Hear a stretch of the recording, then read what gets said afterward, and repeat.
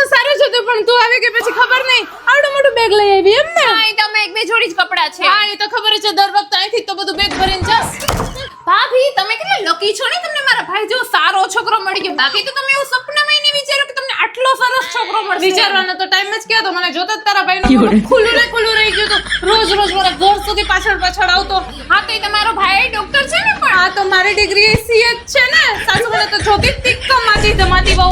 શું કે ભાભી તમે પિયર જવાના છો? હા એટલે તો તને મારી સાસુ મેં અહીંયા બોલાવી છે કામ કરવા માટે. તને શું પાછો વેમ રહી જાય છે કે તને આ બધા પ્રેમ કરે છે. તો પાછા ક્યારે આવવાના છો? તું જઈશ ત્યારે. લે ભાભી, એટલી વારમાં માથું દુખવા માંડ્યું. હમણાં સુધી તો રીસો જોતા હતા. રસોઈનો ટાઈમ આવ્યો એટલે તમે ગજબના નાટકીય છો પણ. એમાં શું તું કાલની આવી ને ત્યારથી માથું જ દુખે છે. અમુક માણસ હોય ને માથાનો દુખાવો.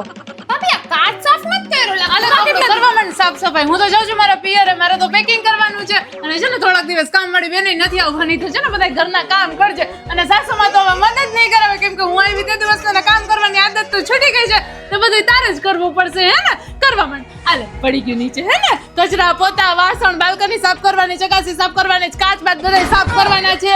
આ બધું કરી નાખજો હો ને.